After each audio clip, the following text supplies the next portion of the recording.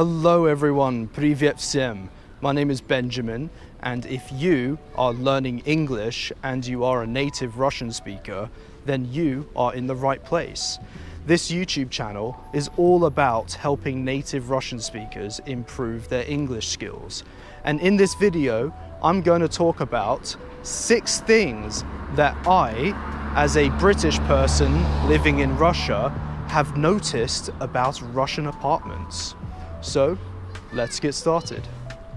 The first thing that I have noticed about apartments in Russia is that it is really easy to find an apartment in Russia. Well, it is much more difficult for immigrants like myself, because if you do not want to have problems with the law, then you have to be officially registered in your apartment. And not all landlords want to help you with your registration because it is a little bit complicated. A landlord is a person who owns a property, so in other words, a house or an apartment. But if you are a Russian citizen, it is quite easy to find an apartment to rent in major cities like Novosibirsk, where I am currently living. Many landlords do not ask you to sign a rental agreement and just ask you to pay a deposit and to pay the monthly rent and utility bills on time. This is so much easier than renting apartments in the UK or in the USA, where you almost always have to sign a rental agreement, usually for 6 months or for 1 year. And if you want to break the contract and leave the apartment before the end of the contract, then you usually have to pay for 2 or 3 extra months of rent, which is very expensive. In Russia, renting apartments or houses is much easier and much more flexible. Also, in America, most landlords or real estate agencies will check your credit score, and if your credit score is not good, which is the case for many people, then you will find it very difficult to find a good apartment. The second thing I have noticed about Russian apartments is that you have unlimited hot water. This is great if you love taking long hot showers like myself. In most Russian cities, there are hot water pipes under the streets, and most people have access to cheap and unlimited hot water. In the US and the UK, you have to be more conscious about how much hot water you use, because it is much more expensive there. And quite often you need to have a boiler in your apartment or house. In my opinion, Russia is much better than most countries when it comes to hot water, but there is a catch.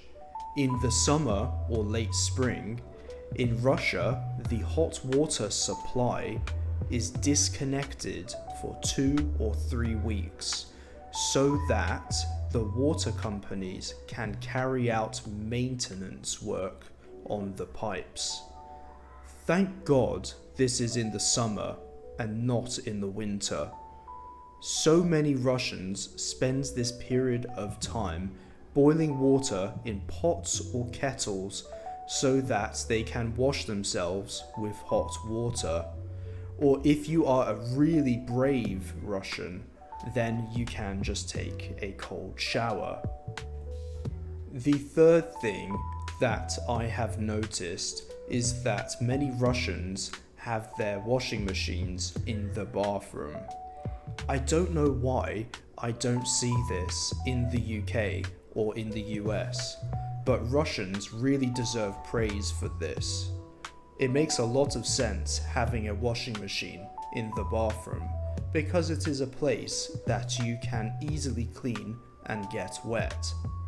Although I should say that many Russians, like Brits or Americans, also have washing machines in their kitchens.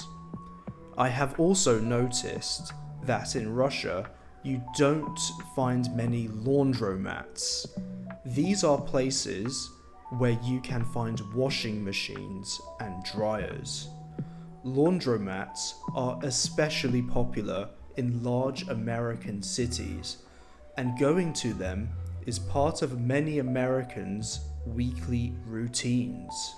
I have spent a lot of time in Los Angeles and Las Vegas, and I frequently went to laundromats when I was there. I personally enjoyed going to laundromats. You can read a book or listen to a podcast while you are washing your clothes. In Russia, I believe that university students often have a laundromat not far from their dormitories. But generally, I have noticed that laundromats are not a big thing in Russian society.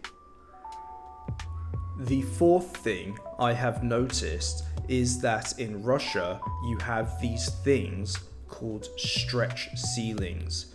In Russian, they are called натяжные потолки. Having lived in both the UK and the US, I don't think I have ever come across a stretch ceiling in someone's house before. When I first moved to Russia, I remember that I needed to change a light bulb in my apartment, and I was surprised to find that the ceiling wobbled when I touched it. Also, I had noticed lots of little adverts on the streets of Novosibirsk advertising натяжные потолки. And I realized that in Russia, a lot of people love these stretch ceilings. I've heard that they cover imperfections of the base ceiling, covering things like uneven surfaces or stains. In the UK, like in Russia, we have a lot of mouldy apartments, so I think maybe the British should start using stretch ceilings to cover up the disgusting mould. But on second thought, perhaps that could make the problem even worse.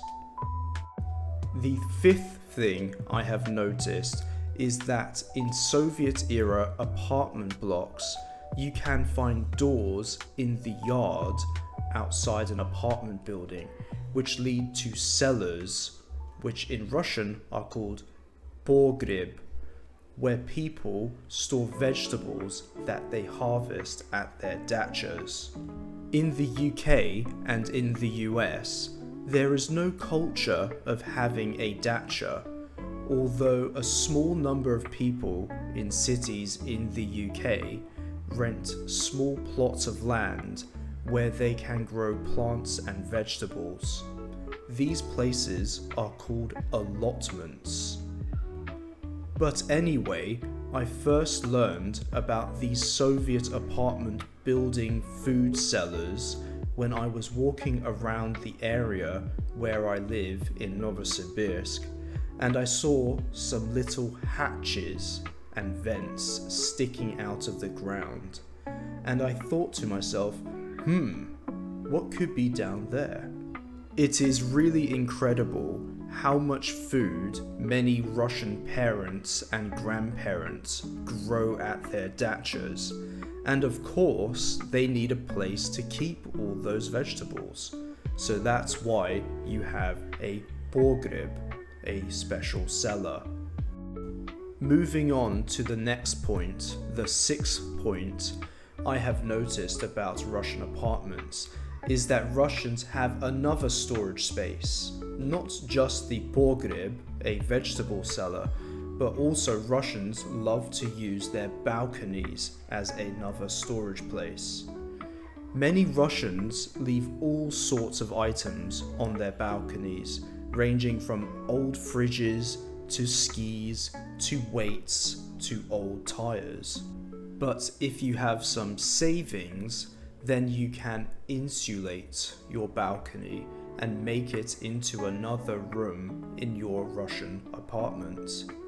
This can be very expensive because you have to pay for double or triple glazed windows to keep the heat in during the very cold Russian winter months.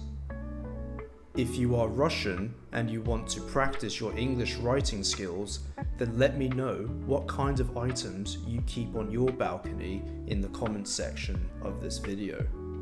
Personally, I don't keep many things on my balcony, although I do have my suitcase and a few cardboard boxes on the balcony. But maybe if I continue living in Russia, I think my balcony will become like a typical Russian balcony. I will collect a lot of different random items. So thank you for watching this video, and I suggest watching the video again in a few days so that you can learn all the words. If you liked this video, you can watch other videos like this one on the playlist and subscribe to the channel. So have a good day, thanks for watching, and I'll see you in the next video. Bye for now.